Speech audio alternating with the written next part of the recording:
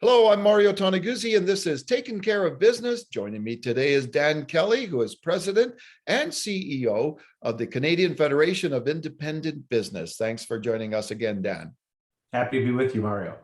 Let's talk about some of the federal government support programs out there. Some changes were made this week to those key initiatives to help small businesses. Maybe, Dan, first of all, start off by explaining what were some of the key changes that were made in those programs. Yeah, well, of course, the government several weeks ago signaled that it was going to end the wage and the rent support programs for small business as more businesses were relieved from some COVID restrictions.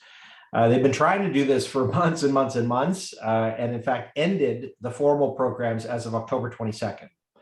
But they announced that they would create two new streams of supports, one for tourism and hospitality businesses, and then a second for everyone else.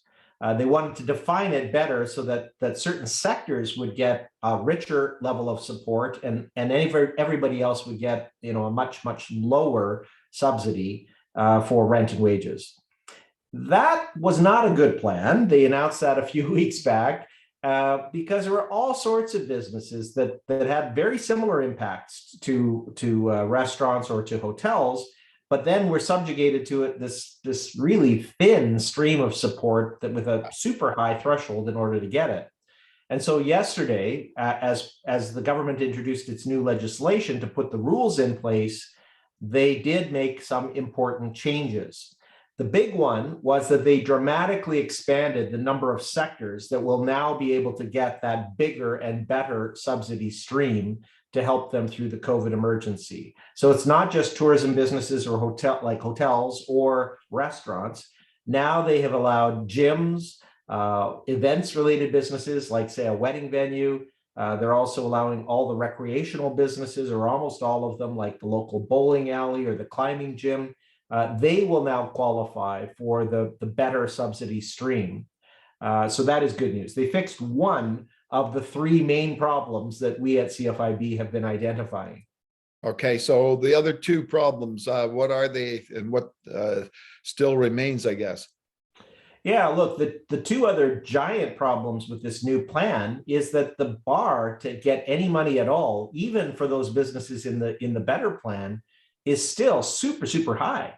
If you can believe it, if your restaurant is down in revenue by 1/3, even now, if you're losing 1/3 of your revenue from normal at this time of the year, you're in pretty deep trouble.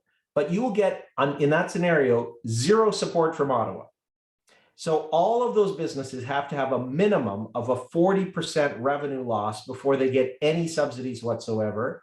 And then for businesses outside of the sectors that I was referring to, they have to have a 50% loss in revenue before they get a nickel from the programs. Our data at CFIB shows that only 1/3 of Canadian businesses are back to normal levels of revenue. So that means that a huge number of them are now they don't have their sales returning to normal, and they're going to lose access to the subsidy program. So that's the biggest gap. That's number one. Yeah. The second gap, though, remains, and you and I have spoken about this over the last 2 years, Mario, the fact that new businesses, anybody that started after the pandemic began, those businesses remain even now excluded from all of the support programs. And that, again, makes no sense. It also defies a promise that the Prime Minister himself made to small business owners on May 19th, 2020. So the threshold and that revenue losses, that's a year-over-year comparison, right? There's two tests. You have to have a 40% loss in that month. That monthly revenue has to be still 40% down, and you have to have an average 40% loss over the past year. Okay. So you have to meet the 40% rule or the 50% rule for the other stream on both fronts, both the 12-month loss and the current month loss. Well, let's face it, though, right? A 10% loss for a small business is devastating, right? It sure is. Gosh. So to lop in, hundreds of thousands of businesses in Canada who don't fall into this, it's pretty tough. It really is. And I think deeply unfair. Look, we've got some difficult choices to make as Canadians, and we've experimented with them unsuccessfully to this date.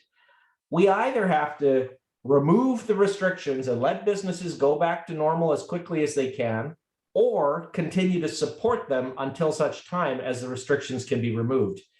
But we can't keep businesses in this perpetual prison where they're not able to sell in the same way that they did pre-COVID due to all of the restrictions that remain in place, and yet deny them with some supports to backfill the sales that they're just not making.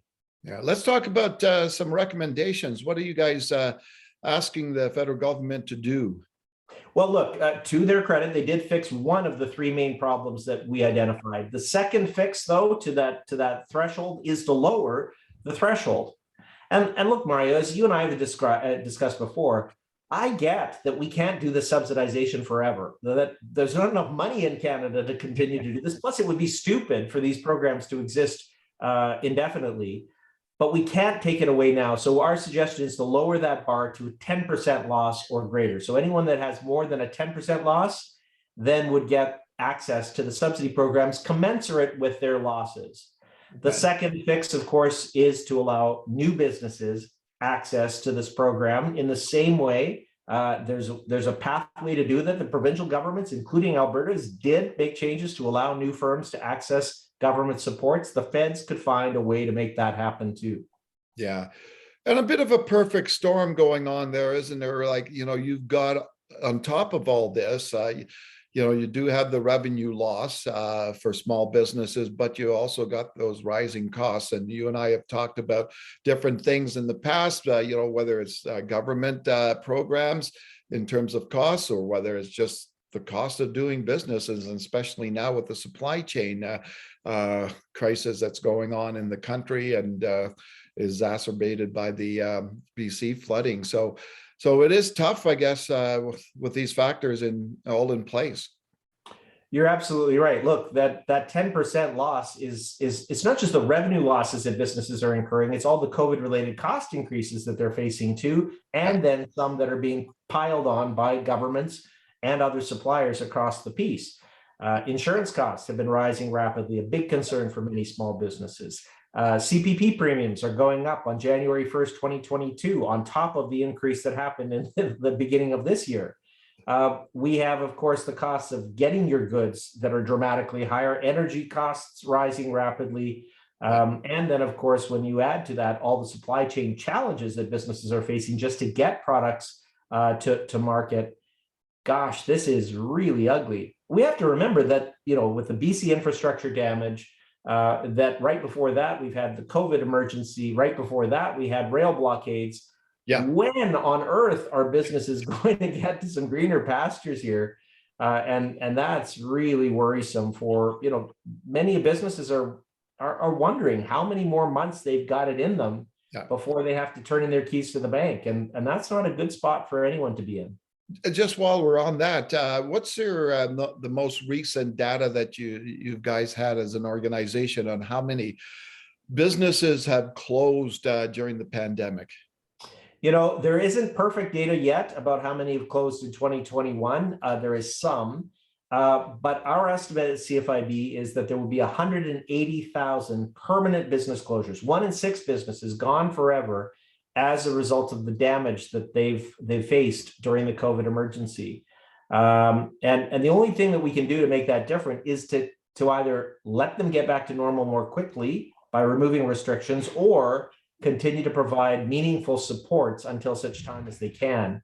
But we're not there yet. I mean, gosh, I would love it if we were in a position to end this, but our business barometer is telling us the level of optimism among the small business community remains super, super low. I wanted final question. I know that CFIB released its monthly business barometer today. So give me some of the key findings that you guys are seeing in the marketplace. Yeah, look, our business barometer showed that since the pandemic, obviously, when the pandemic broke in March of 2020, optimism sunk like a stone. It stayed quite low for a few months, and then started to rise in the summer and fall of 2020. dipped as the waves of the pandemic hit us. But one of the things that worries me the most is that in September of this year, our business barometer had the largest decline in small business confidence and optimism since the pandemic began. And then our October read and now our November read shows that it's remained super, super low, not rebounding. You would think that given that more businesses are open, that more of the pandemic is behind us, that we would be in better shape. And I do believe that the combination of lackluster sales and these huge cost increases, shortage of labor, that this is what's contributing to a lack of business confidence. Yeah. When you have a business community that's not confident, that's something to watch, because that affects jobs. That affects the economic, the money that government receives to pay for all the social programs on which we're currently relying. Yeah, exactly. Well, always a pleasure talking to you, Dan. I appreciate it. Thanks for joining us today. Nice to be with you, Mario. All right, Dan Kelly, President and CEO of the Canadian Federation of Independent Business. I'm Mario Toneguzzi, and this has been Taking Care of Business. Thanks for joining us today.